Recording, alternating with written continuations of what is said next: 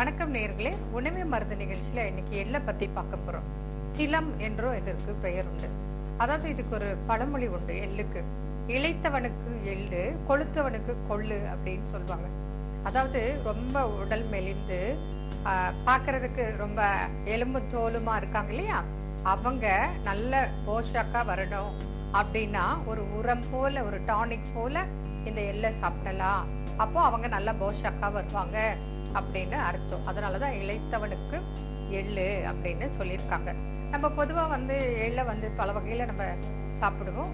முக்கியமா நான் சொல்றேன், எள்ளு உருண்டை நீங்க கேள்விப்பட்டிருக்கீங்களா, பார்த்திருக்கீங்களா? வெல்லம் கலந்து எள்ளு உருண்டை, அது மாதிரி கூட நம்ம குழந்தைகளுக்கு கொடுத்து நம்ம பழக்கலாம். நல்லது, டெய்லி கொடுக்கலாம். இன்னைக்கு பீஸா பர்கர் அப்படின்னு கண்ட உணவுகளை கொடுக்கறத விட எள்ளுருண்டை நம்ம குழந்தைகளுக்கு டெய்லி கொடுக்கலாம். ஏன்னா அதுல அவ்வளோ பலன் இருக்கு. முக்கியமா காப்பர் சத்து இருக்கு, கால்சியம் இருக்கு, அதுக்கப்புறம் magnesium, iron, protein, folic acid, எல்லா சத்துக்களும் இதுல நிறைந்து காணப்படுது. இதுக்கு என்ன சொல்லுவாங்கன்னா, எள்ளெண்ணெய நல்லெண்ணெய் அப்படின்னு பேரு. நல்லெண்ணெய் அதாவது இருக்கிற எண்ணெயிலேயே நல்ல எண்ணெய் நல்லெண்ணெய். எள்ளெண்ணெய்க்கு பேரு தான் நல்லெண்ணெய். புரியுதுங்களா? எள் நெய் என்று கூட நல்லெண்ணெய்க்கு பேர் உண்டு. ஏன்னா நம்ம சாப்பிடக்கூடிய அந்த எண்ணெய், எள்ளெண்ணெய் உடலுக்கு குளிர்ச்சியை தரும், உடல் உஷ்ணத்தை எடுக்கும். அது இல்லாம கண் நரம்புகளுக்கு, கண் பார்வைக்கு நல்லது, மூட்டு வலிக்கு நல்லது. இந்த மாதிரி சொல்லிக்கிட்டே போலாம்.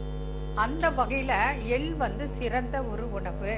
அதனால தான் அந்த காலத்துல சமையலுக்கு எள் எண்ணெய் பயன்படுத்தினாங்க. அநேக ஆயுர்வேத சித்த மருந்துகளில் எண்ணெய் தயாரிப்பு பார்த்தீங்கன்னா எள்ளெண்ணெய் தான் பேஸ். மற்ற மூலிகைகளை அதுல போட்டு காய்ச்சித்தான் உங்களுக்கு மூட்டு வலியா இருக்கட்டும், மசாஜ் ஆயிலா இருக்கட்டும், தலைக்கு எண்ணெய் தேய்ச்சி குளிக்கிறதா இருக்கட்டும். இன்னைக்குதான் தேங்காய் எண்ணெய் நம்ம பயன்படுத்துறோம். முன்னாடி எல்லாம் நல்லெண்ணெய் தான் தலைக்கு வச்சு அப்ளை பண்ணுவாங்க. அது இல்லாம நல்லெண்ணெய் தேய்ச்சி குளிப்பது அன்று முதல் இன்று வரை நம்ம பழக்கத்துல இருக்கிற ஒரு நல்ல விஷயம். அதனால அப்படிப்பட்ட ஒரு நல்ல எண்ணெய் எதுல இருந்து வருதுன்னா இந்த எள்ளுல இருந்து தான் வருது. இந்த எள்ளை யார் யாரெல்லாம் சாப்பிடலாம் அப்படின்னா, இந்த எள்ளுக்கு நிறைய சிறப்புகள் உண்டு. சிறுநீர் பெருக்கி, அப்புறம் உடலுக்கு உரமாக்கி, அதாவது டானிக் போல, இது உடம்புக்கு நல்ல போஷாக்கா உரம் போல உள்ள ஒரு பொருள். ருது உண்டாக்கி, அதாவது பெண்கள் பருவத்துக்கு வரலன்னு வச்சுக்கோங்க, அவங்களுக்கு இதை கொடுத்தா, எள்ளை கொடுத்தா, அதுதான் எள்ளுருண்டை. இடிச்சு கூட கொடுப்பாங்க. அதாவது எள்ளை வறுத்துட்டு பொடி பண்ணிருப்பாங்க. அதோட ராகி களி செஞ்சு, இல்ல ராகி புட்டு செய்து வெல்லம் சேர்த்து இதை இடிச்சு உருண்டையாக்கி, அது ஒரு வகையான எள்ளுருண்டை. நம்ம கடையில வாங்குறது எள்ளும் வெல்லமும் வெள்ளை பாக்குல போட்டு உருண்டை அப்படியும் எடுக்கலாம். கூட ராகியோட சேர்த்து எள்ளுருண்டை கிராமத்துல எல்லாம் இன்னைக்கும் செய்து கொடுப்பாங்க. அப்போ அதை சாப்பிட்டா அந்த கர்ப்பப்பையில இருக்கிற கழிவுகளை வெளியேற்றும். அல்லது பருவத்துக்கு வராத பெண்கள் ருது உண்டாக பருவத்துக்கு வர்றதுக்காக கொடுப்பது வழக்கம். அதனால அந்த காலத்துல புக்லயே எடுத்திருக்காங்க. இது பேர் ருது உண்டாக்கி. அப்போ அந்த வகையில இது பாருங்க, நமக்கு உள்ளுக்கு சாப்பிட்டா கர்ப்பப்பைய கூட சுத்தம் பண்ணி செய்யும் தன்மை இந்த எள்ளுக்கு உண்டு. பொதுவா பிரசவித்த பெண்கள் எள்ளு அடிக்கடி எள்ளு சட்னி, இப்போ பாத்தீங்கன்னா கிராமத்துல பிரண்டைய எள்ளு வச்சு சட்னி பண்ணி கொடுப்பாங்க. அதே போல எள்ளு உருண்டை செய்து சாப்பிடுவாங்க. எள்ளு சாதம், அதாவது சாதம் வடிச்சிட்டு எள்ளை வறுத்து நெய்ல தாளிச்சு கொஞ்சம் மிளகுத்தூள் சேர்த்து கொடுப்பது எள் சாதம். கோவில்கள்ல கூட நீங்க எள்ளு சாதம் பிரசாதமாக நீங்க பார்த்திருக்கலாம். அந்த மாதிரி எல்லாம் சாப்பிடும்போது நமக்கு உடலுக்கு நல்ல உரம். அதனாலதான் இது உரமாக்கி டானிக் அப்படின்னு சொல்லியிருக்காங்க. அந்த வகையில குழந்தை பெற்ற தாய்மார்கள் இதை சாப்பிட்டாங்கன்னா தாய்ப்பால் அதிகரிக்க அந்த எள் பயன்படுகிறது. அதே போல பாத்தீங்கன்னா கத்திரிக்காய் எள்ளு பண்ணுவாங்க. எள்ளை வறுத்து பொடி பண்ணிட்டு சாதாரணமா நீங்க கத்திரிக்காய் பொரியல் செய்றீங்க இல்லையா, அதோட இவ்வளோ எள்ளுன்னா ஒரு கத்திரிக்காய் போடுவாங்க. அப்ப அது கத்திரிக்காய் முழுவதும் இந்த எள்ளு பேஸ்ட் தான் இருக்கும். கொஞ்சமா பூண்டு, இஞ்சி, கொஞ்சம் பட்டைக்கிராம்பு தூள், நீங்க அதை எண்ணெயில அந்த கத்திரிக்காயை வதக்கிட்டு லேசா மிளகுத்தூள், உப்புத்தூள் போட்டுட்டு, இல்ல மிளகாத்தூள், உப்புத்தூள் போட்டுட்டு கடைசியா இந்த எள்ளை வறுத்து பொடி பண்ணதை போட்டீங்கன்னா உங்களுக்கு அருமையா இருக்கும். இட்லிக்கு, தோசைக்கு, சப்பாத்திக்கு, பூரிக்கு, சாதத்துக்கு அந்த எள் கத்திரிக்காய் அவ்வளவு அருமையா இருக்கும். அதே போல சிலர் இந்த பிரியாணிக்கு கூட அந்த எள் கத்திரிக்காய் வைக்கிறது வழக்கம். அப்போ அந்த வகையில எல்லாம் நம்ம சாப்பிட்டா நம்ம உடலுக்கு நல்லதுன்னு சொல்லிதான் பல வகையில வந்து இந்த எள்ளை நம்ம பயன்படுத்தணும். அதே போல வந்து எலும்புக்கு வந்து நமக்கு இது ரொம்ப நல்லது. எந்த வகையிலன்னு சொன்னாக்க, அந்த காலத்துல எல்லாம் வந்து செப்பு பாத்திரம் வீட்டுல வச்சிருப்பாங்க.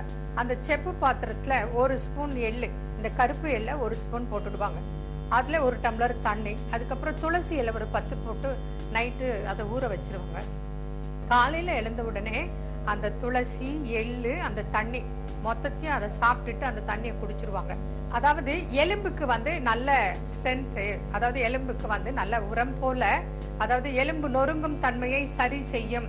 இன்னைக்கு வந்து அதுதான் வந்து எலும்பு தேய்வு என்று சொல்லக்கூடிய ஆஸ்டியோபொரோசிஸ் அப்படிங்கிற தன்மை வராம இருக்கிறதுக்காக, எலும்பை பாதுகாக்கிறதுக்காகத்தான் இந்த எள்ளை வந்து அந்த காலத்துல நைட்ல தண்ணியில ஊற வச்சு சாப்பிட சொல்றாங்க. நாங்களும் அநேக மூட்டு வலி நோயாளிகளுக்கு, அதுவும் இந்த ருமட்டாய்டு ஆர்த்ரைட்டிஸ், ஆஸ்டியோ ஆர்த்ரைட்டிஸ், அதாவது எலும்பு தேய்வு உள்ள நோய்களுக்கும் எலும்பு சம்பந்தமான நோய்களுக்கும், இன்னைக்கு பாத்தீங்கன்னா செர்விக்கல் ப்ராப்ளம், லம்பார் ப்ராப்ளம், மூட்டு வலி, ஆர்த்ரைட்டிஸ் ப்ராப்ளம், இது போன்ற நோய்களுக்கு நிறைய பேர் நீங்க பார்த்திருப்பீங்க. டாக்டர் கிட்ட போனீங்கன்னா உங்களுக்கு வந்து எலும்பு தேஞ்சு போச்சு, மூட்டு எலும்பு தேஞ்சு போச்சு, கழுத்து எலும்பு தேஞ்சு போச்சு, இடுப்பு எலும்பு, குறுக்கெலும்பு தேஞ்சு போச்சு, இப்படி எல்லாம் சொல்றாங்க. நீங்க ஸ்கேன் பண்ணி பார்த்து ரிப்போர்ட் எடுத்து அதுக்கப்புறம் மூட்டு மாற்று அறுவை சிகிச்சை, அப்புறம் வந்து உங்களுக்கு 2 போனுக்கு நடுவுல உங்களோட சதை வந்து தேஞ்சு போச்சு, கம்ப்ரஸ் ஆயிருக்கு, அழுத்தம் வந்துருச்சு, இப்படி எல்லாம் பல வகையான இன்னல்கள் நமக்கு எலும்புனால ஏற்படுது. அத்தனை நோய்களுக்கும் நீங்க இதை டெய்லி சாப்பிட்டு வந்தீங்கன்னா உங்களுக்கு அந்த மாதிரி எலும்பு சம்பந்தமான எந்த நோய்களுமே வராமல் பாதுகாக்கும். முக்கியமா மூட்டு வலி இருக்கா, யாருக்கு மூட்டு வலிங்க? ஏன்னா இன்னைக்கு நிறைய பேருக்கு மூட்டு வலிங்க. கீழே உட்கார முடியல, எழ முடியல, நடக்க முடியல, மாடிப்படி ஏற முடியல, இப்படி எல்லாம் கஷ்டப்படுறாங்க. அதுவும் டாய்லெட்ல உட்கார்ந்து எழும்போது அழாதவங்க கிடையாது. அது மூட்டு வலி நோயாளிகளுக்கு தெரியும். அப்போ அந்த மாதிரி மூட்டு வலியில கஷ்டப்படுற நோயாளிகள் எல்லாம் இந்த எள்ளை வந்து டெய்லி 1 ஸ்பூன் நீங்க அந்த நைட்டு தண்ணியில ஊற வச்சுட்டு, அதுவும் செம்பு பாத்திரத்துல ஊற வச்சீங்கன்னா அந்த காப்பர் சத்தம் சேர்ந்து நமக்கு உடம்புக்கு போகும்போது, ஏன்னா இதுலயும் காப்பர் இருக்கு, அப்ப அது செம்பு பாத்திரத்துல வைக்கும்போது அதுதான் காப்பர் பாத்திரம், அப்ப அந்த தண்ணியும் நமக்கு பிளஸ் ஆக நம்ம உடம்புக்கு போகும்போது எலும்பு சம்பந்தமான அத்தனை நோய்களுக்கும் நல்லது. அதே போல இன்னைக்கு நிறைய பேர் பிராக்சர் ஆயிட்டு படுத்துட்டு இருக்காங்க இல்லையா? இப்ப கை கால்ல முறிவு, இல்லை இடுப்பு எலும்பு முறிவு, அந்த மாதிரி நேரத்துல கூட கண்டிப்பாக இந்த எள்ளை நம்ம பயன்படுத்தணும். ஆக மொத்தம் நீங்க எள்ளை அது நீங்க சட்னியா சாப்பிடுவீங்களோ, அல்லது நீங்க தண்ணியில ஊற வச்சு சாப்பிடுவீங்களோ, இல்ல எள்ளு உருண்டையா சாப்பிடுவீங்களோ, இல்ல ராகியெல்லாம் சேர்த்து அந்த மாதிரி உருண்டையா, எப்படியாவது நம்ம சாப்பிட்டேன்னு சொன்னா கண்டிப்பாக நம்ம உடலுக்கு உரமாகும். அதே போல ஒல்லியா இருக்கிற குழந்தைகளுக்கு கொடுக்க, இதுல அயனும் போலிக் ஆசிடும் உள்ளதுனால நம்மளோட ரத்தத்தை அதிகரிக்கும் தன்மை இந்த எள்ளுக்கு உண்டு. அதனால பல வகையில நன்மை கொடுக்கும் இந்த எள்ளை பத்தி இன்னைக்கு பார்த்தோம்.